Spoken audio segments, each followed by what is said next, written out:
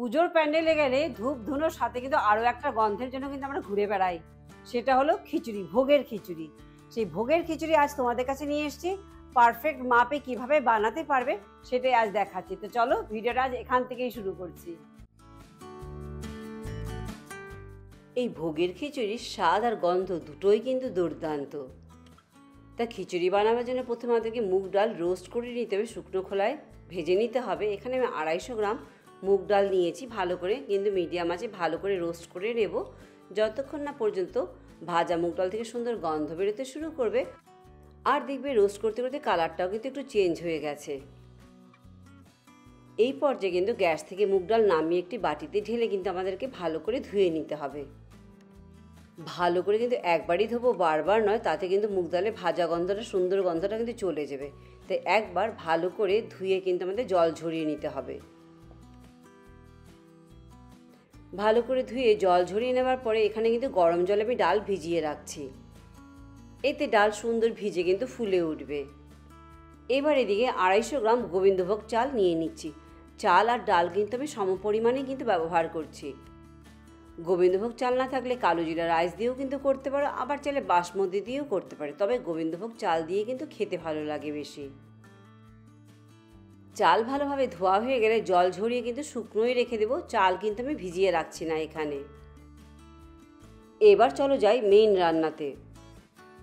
একটি কড়াতে 3 টেবিল চামচ তেল ভালো করে প্রথমে গরম করে নিচ্ছি।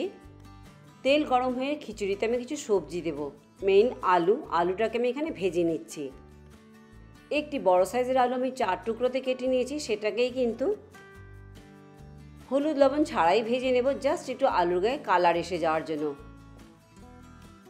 মিডিয়াম টু হাই হিটে এপিট ওপিট দুপিট করে আলুগুলোকে ভেজে তুলবো। এবার আমার চ্যানেলে কিন্তু আরও একটি ভোগের খিচুড়ি রেসিপি রয়েছে, যেখানে কিন্তু আমি ডাল সেদ্ধ করে রান্না করেছি, সেটাও তোমরা দেখে নিতে পারো। অনেকে কিন্তু সেভাবেও করে।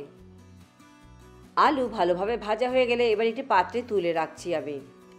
এবার সেম তেলে দিয়ে দিচ্ছি 2টো শুকনো লঙ্কা ভেঙে দিয়ে দিচ্ছি, দেবো 2টো তেজপাতা, সামান্য একটু ভেজে নিয়ে দিয়ে দিচ্ছি 4 থেকে 5টা ছোটো এলাচ, আর দিচ্ছি 1 চা চামচ গোটা জিরে। 20 থেকে 30 সেকেন্ড একটু ফোড়ন ভেজে নিয়ে দিয়ে দিচ্ছি এবার এখানে নারকেল কুচি। নারকেল দিয়ে একটু মিডিয়াম আছে কিন্তু ভালো করে একটু লালচে লালচে করে নারকেলগুলো ভাজা না হওয়া পর্যন্ত একটু ভেজে নিতে হবে আমাদের। নারকেল এরকম সুন্দর রং এসে গেলে এবার এতে দিয়ে দিচ্ছি চাল যে ধুয়ে জল ঝরিয়ে রেখেছিলাম, সেই চাল দিয়ে দিচ্ছি। এবার তোমরা ভোগের খিচুড়িতে এরকম নারকেল কুচিও দিতে পারো বা নারকেল কোড়াও কিন্তু দিতে পারো, দুটোই কিন্তু খেতে খুব ভালো লাগে। এবার মিডিয়াম আছে 3 থেকে 4 মিনিট চাল দিয়ে কিন্তু ভালো করে আমাদেরকে ভেজে নিতে হবে। এরপর এখানে দিয়ে দিচ্ছি 2 টেবিল চামচ আদা আর কাঁচা লঙ্কা থেতো করে নিয়েছিলাম হামানদিস্তাতে, সেটা দিয়ে দিচ্ছি। তোমরা চাইলে কিন্তু এখানে আদা আর কাঁচা লঙ্কা মিক্সিতেও পেস্ট করে নিতে পারো।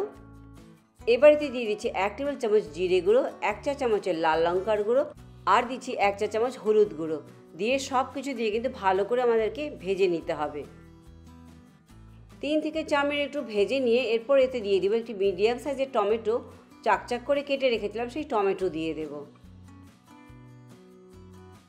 টমেটো চালের সাথে ভালো করে একটু ভেজে নিচ্ছি মিনিট 2। অনেকক্ষণ ধরে ভাজতে হবে তা নয় কিন্তু।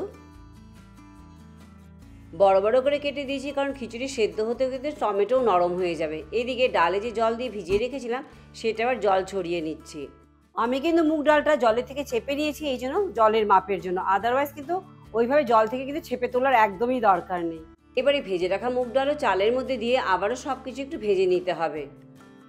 তবে পোলাও বা বিরিয়ানিতে আমি চাল ভাজাটা খুব ইম্পর্টেন্ট, নয়তো গায়ে গায়ে লেগে যায়। এখানে কিন্তু খিচুড়িতে কিন্তু একটু গামাখা গামাখা হলেই কিন্তু খেতে বেশি ভালো লাগে। একটু ভেজে নিয়ে এবার দিয়ে দিচ্ছি এতে গরম জল। এদিকে জল ফুটিয়ে রেখেছিলাম, সেই গরম জল দিয়ে দেবো এতে ভেজে রাখা আলুর টুকরোগুলো, দেবো গাজরও কিন্তু একটু বড় বড় টুকরোতেই কিন্তু কেটে রেখেছিলাম আমি, আর দেবো কিছুটা কড়াইশুঁটি। আমি এখানে একটি বড় আলু আর একটা গাজর আর ছোট 1 বাটির কড়াইশুঁটি দিয়েছি। স্বাদ অনুযায়ী লবণ দিয়ে ভালো করে মিশিয়ে এবার ঢাকা দিয়ে কিন্তু প্রথমে হাই হিটে পরে মিডিয়াম হিটে আমাদেরকে রান্না করে নিতে হবে।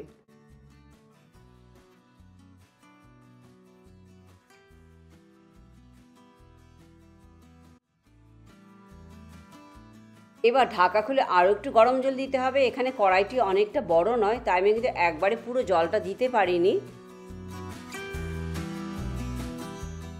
তাই মাঝে মাঝে কিন্তু ঢাকা খুলে এখানে গরম জলও দিচ্ছি, আর এমনিতেও কিন্তু একটু নাড়িয়ে দিতে হবে, নয়তো কিন্তু ডাল কিন্তু কড়াইয়ের নিচে লেগে যেতে পারে। আমি এখানে কিন্তু টোটাল চাল আর ডাল মিলে 3 কাপ নিয়েছি, আর জল কিন্তু এখানে প্রায় 15 কাপের মতো দিয়েছি, মিনস 5 টাইম।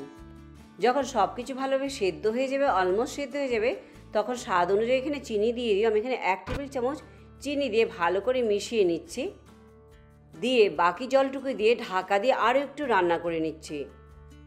সব কিছু ভালোভাবে সেদ্ধ হয়ে গেছে এখানে, আর এতটুকু জল কিন্তু খিচুড়িতে আমরা রাখবো, কারণ ঠান্ডা হলে নয়তো কিন্তু খিচুড়িতে জল টেনে নেবে। আর ভোগের খিচুড়ি কিন্তু একটু পাতলাই কিন্তু খেতে ভালো লাগে। দিয়ে দিচ্ছি 3টে থেকে 4টে চিড়ে রাখা কাঁচা লঙ্কা। এবার খিচুড়ি তো হয়ে গেল। আমি কিন্তু 3বারে জল দিয়েছি, কারণ পাত্রটা ছোট বলে। আর জলের পরিমাণ কিন্তু চাল আর ডালের উপরে ডিপেন্ড করছে কোয়ালিটির কতটা জল লাগবে।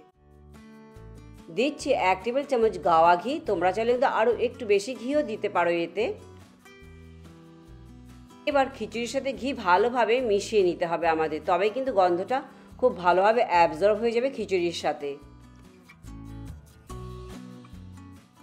এবার তো খিচুড়ির শেষ পর্যায়ে এসে গেছি। কি দেবো বলো, গরম মশলা না ভাজা মশলা, কোনটা তোমরা পছন্দ করো?